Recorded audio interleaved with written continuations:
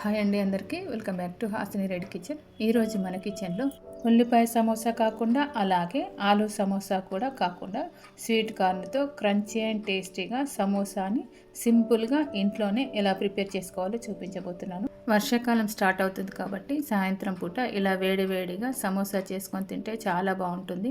అందులో స్వీట్ కార్న్తో చేసుకునే సమోసా అయితే ఇంకా బాగుంటుంది. మరి ఈ స్వీట్ కార్న్తో చేసుకునే సమోసాని సింపుల్ అండ్ టేస్టీగా ఎలా ప్రిపేర్ చేసుకోవాలో చూసేద్దాము. ముందుగా 2 కప్పుల మైదా పిండి తీసుకొని జల్లెడ పట్టేయాలి. అయితే సమోసాలు క్రిస్పీగా రావాలి అంటే మైదా పిండితో చేస్తేనే క్రిస్పీగా వస్తాయి. ఒకవేళ కావాలి అంటే 1 కప్పు మైదా పిండి అలాగే 1 కప్పు గోధుమ పిండి తీసుకున్నా కూడా బాగానే ఉంటాయి. ఇలా మైదా పిండిని జల్లెడ పట్టేసిన తర్వాత దీంట్లోకి ఒక చిటికెడు వరకు ఉప్పు వేసేసి ఈ పిండిని అంతా కూడా ఒకసారి కలిపిన తర్వాత 3 స్పూన్ల వరకు ఇలా నెయ్యిని వేడి చేసి వేసుకోవాలి. లేదంటే నూనె వేసుకున్నా కూడా బాగానే ఉంటుంది. ఇదంతా కూడా ఒకసారి మంచిగా కలపాలి.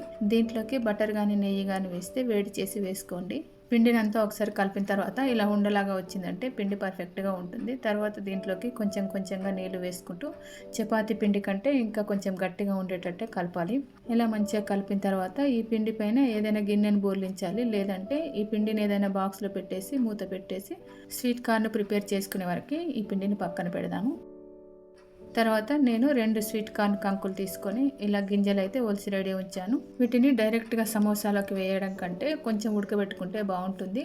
ఈ స్వీట్ కార్న్ని జలిగిన్నెలో ఇలా పోసిన తర్వాత ఈ జలిగిన్నె పట్టేంత పెద్ద సైజులో ఉన్న ఒక గిన్నె తీసుకొని దాంట్లోకి మంచినీళ్ళు తాగే గ్లాస్తో 1 గ్లాస్ వాటర్ పోసిన తర్వాత స్వీట్ కార్న్లో ఉన్న జలిగిన్నె ఈ గిన్నెలోకి పెట్టేసేయాలి. తర్వాత గాలిపోకుండా ఒక ప్లేట్ కానీ లేదంటే ఏదైనా ఒక గిన్నె కానీ బోర్లించాలి. ఎందుకంటే ఆవిరితో ఉడుకుతాయి కాబట్టి కంపల్సరీగా గాలిపోకుండా ఉండేటట్టు ఇలా మూత పెట్టేసేయాలి. తర్వాత ఈ గిన్నెను స్టవ్ పైన పెట్టేసి స్టవ్ను మాత్రం హై ఫ్లేమ్లో పెట్టేసి 10 నుండి 15 నిమిషాల వరకు కూడా ఆవిరితో ఉడికేలాగా ఇలా ఉడకబెట్టి రెడీ ఉంచుకోవాలి.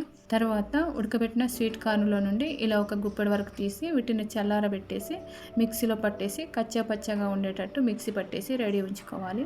అయితే వీటిని మిక్సీ పట్టేటప్పుడు మధ్య మధ్యలో ఆపుకుంటూ ఇలా మంచిగా మిక్సీ పట్టేసి రెడీ ఉంచుకోవాలి. ఇది కూడా స్టఫింగ్ కోసం వాడడానికి ప్రిపేర్ చేసుకోవాలి. ఇలా చేసుకుంటే చాలా బాగుంటుంది సమోసా. ఇప్పుడు దీన్ని పక్కన పెట్టేసి స్టవ్ పైన కొంచెం వెడల్పుగా ఉన్న ఫ్రై ప్యాన్ పెట్టేసి దీంట్లోకి 3 టేబుల్ స్పూన్ల వరకు నూనె వేసి నూనె వేడైన తర్వాత 1 గుప్పెడు వరకు ఉల్లిపాయలు వేసుకోవాలి. స్వీట్ కార్న్ సమోసా అయినా సరే ఉల్లిపాయలు కొంచెం ఎక్కువ వేసుకుంటేనే బాగుంటుంది. తర్వాత వీటిని బాగా వేయించకుండా లైట్గా వేయించుకోవాలి. కొంచెం పచ్చి పచ్చిగా వస్తేనే బాగుంటుంది. ఇలా వేయించుకున్న తర్వాత 1/2 టీ స్పూన్ వరకు పసుపు వేసేసి అలాగే 1 టీ స్పూన్ కారం పొడి అలాగే 1/2 టీ స్పూన్ వరకు ఉప్పు కూడా వేసుకోవాలి. అయితే ఉప్పు కారం ఇంతే వేయాలని ఏం లేదు, మీ టేస్ట్కి తగ్గట్టుగా ఉప్పు కారం అయితే వేసుకోండి. తర్వాత 1/2 టీ స్పూన్ వేయించిన ధనియాల పొడి అలాగే 1/2 టీ స్పూన్ వరకు వేయించిన జీలకర్ర పొడి కూడా వేసి ఇవంతా కూడా మంచిగా ఒకసారి కలిపిన తర్వాత ఇంతకుముందు మిక్సీ పట్టేసి ఉంచిన స్వీట్ కార్న్ది వేసేసుకోవాలి దీంట్లోకి. ఇలా మిక్సీ పట్టేసింది వేసిన తర్వాత స్టవ్ని సిమ్లోనే ఉంచేసి ఒక 2 నిమిషాల వరకు ఇలా లైట్గా వేయించుకోవాలి. ఇలా వేయించుకోవడం వల్ల సమోసా లోపల స్టఫింగ్ అనేది పచ్చి పచ్చిగా రాకుండా ఉంటుంది. తర్వాత ఇప్పుడు ఉడకబెట్టిన స్వీట్ కార్న్ కూడా వేసేసుకోవాలి. అయితే ఎప్పుడైనా సరే స్వీట్ కార్న్ని ఒలిసిన తర్వాత నీళ్ళలో వేసి ఉడికించడం కంటే ఇట్లా ఆవిరితో ఉడికించితేనే మంచిగా ఉబ్బినట్టుగా వస్తాయి. లేదంటే నీళ్ళలో వేసినామంటే చట్టబడిపోయినట్టే టేస్ట్ అంత బాగా రాదు. కాబట్టి ఇట్లా ఆవిరికి ఉడకబెట్టుకుంటేనే బాగుంటుంది. వీటిని మనం డైరెక్ట్గా తినడానికి కూడా ఇలానే ఉడకబెట్టుకోవాలి. ఇలా స్వీట్ కార్న్ వేసిన తర్వాత కూడా ఇలా కలుపుతూ 1 నిమిషం వరకు వేయించుకోవాలి. వేయించుకోవడం వల్ల పచ్చివాసన అయితే రాదు. తర్వాత 1.5 టీ స్పూను శనగపిండి వేస్తున్నాను. శనగపిండి లేకపోతే పుట్నాలను మిక్సీ పట్టి వేసుకున్నా కూడా బాగుంటుంది. ఇప్పుడు కూడా స్టవ్ని సిమ్లోనే ఉంచి శనగపిండిని కూడా మంచిగా ఇలా లైట్గా వేయించుకోవాలి. ఇలా వేయించుకునే ఇప్పుడు తిన్నా కూడా చాలా బాగుంటుంది. అంటే ఇలా డైరెక్ట్గా తిన్నా కూడా బాగుంటాయి. సమోసా కాకుండా ఎప్పుడైనా స్నాక్స్కి ఇలా చేసుకొని తింటే కూడా చాలా బాగుంటాయి స్వీట్ కార్న్. అయితే అలా స్వీట్ కార్న్ని మిక్సీ పట్టి అలాగే శనగపిండి కూడా వేయడం వల్ల స్టఫ్ పొడి పొడిగా చాలా బాగుంటుంది. ఇలా అన్ని మంచిగా కలిపేసిన తర్వాత వీటిని చల్లారబెట్టేసి సమోసాకి స్టఫింగ్ కోసం రెడీ ఉంచుకోవాలి. తర్వాత ఇప్పుడు ఒక చిన్న గిన్నె తీసుకొని దాంట్లోకి 1 టీ స్పూన్ వరకు కార్న్ఫ్లోర్ వేసేసి దాంట్లోకి కొన్ని నీళ్లు పోసి ఇలా క్రీమ్ లాగా ఉండేటట్టు ప్రిపేర్ చేసుకొని రెడీ ఉంచుకోవాలి. ఇప్పుడు మనం ముందుగా కలిపి రెడీ ఉంచిన మైదా పిండిని తీసుకొని మళ్ళీ ఒకసారి మంచిగా కలపాలి. తర్వాత చపాతీ పిండికి ఎంతవరకు అయితే తీసుకుంటామో అంత పిండిని తీసుకొని ఇలా ఉండల్లాగా చేసేసి వీటిని చపాతీలాగా చేసుకోవాలి. మిగిలిన ఉండలు ఆరిపోకుండా ఉండడానికి ఇలా ఒక క్లాత్ కానీ లేదంటే గిన్నె కానీ బోర్లించేసి పెట్టేసేయాలి.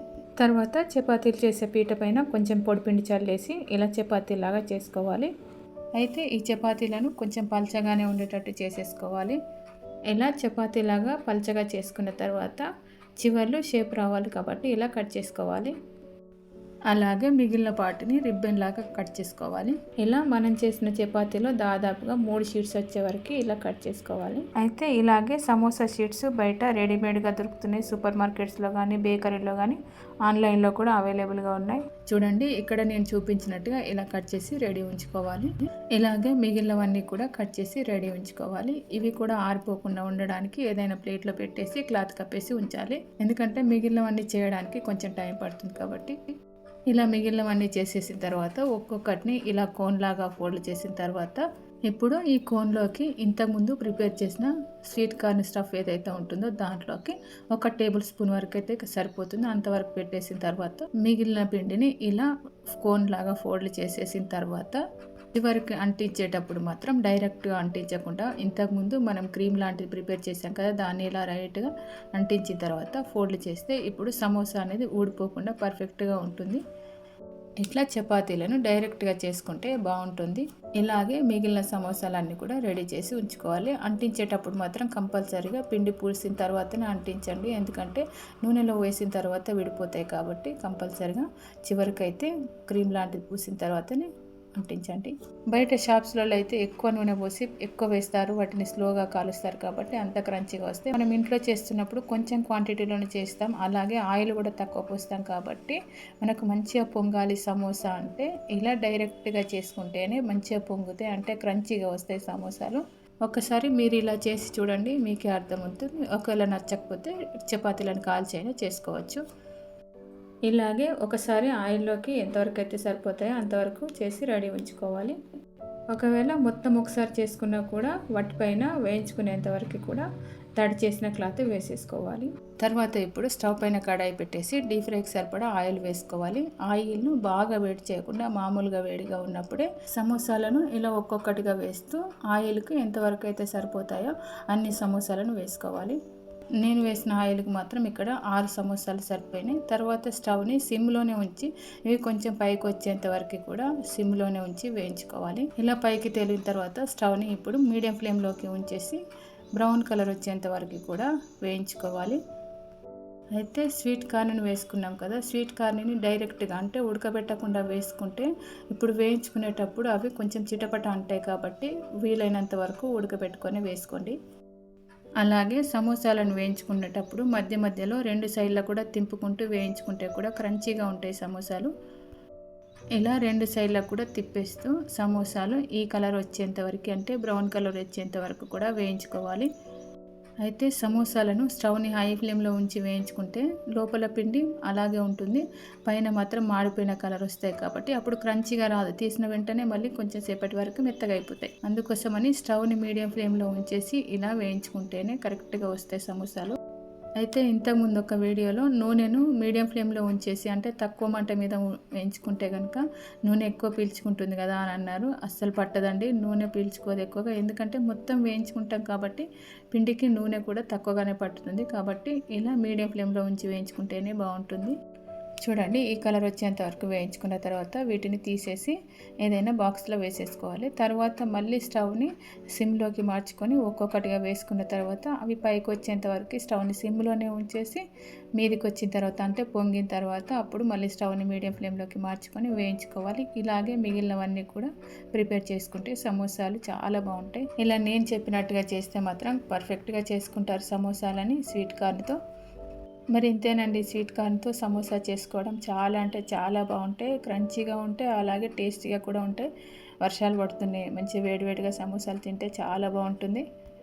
ఇలా నేను చెప్పినట్టుగా చేశారంటే ఖచ్చితంగా బాగా వస్తాయి సమోసాలు. మరి మీరు చేస్తే కనుక మీకు ఎలా వచ్చిందో మీ అభిప్రాయాన్ని కామెంట్ బాక్స్లో కామెంట్ చేయండి. అలాగే ఇప్పటివరకు సబ్స్క్రైబ్ చేసుకోకుండా హాసిని రెడ్డి కిచెన్ ఛానల్ని చూస్తే కనుక ప్లీజ్ ఛానల్ని సబ్స్క్రైబ్ చేసుకోండి. అలాగే పైన గంట సింబల్ని కూడా టచ్ చేయండి. అదేవిధంగా వీడియో చూసిన తర్వాత వీడియోని లైక్ చేయడం, షేర్ చేయడం అయితే అస్సలు మర్చిపోకండి. ఫైనల్గా అయితే ఈ వీడియో చూసిన ప్రతి ఒక్కరికి కూడా చాలా చాలా థ్యాంక్ యూ.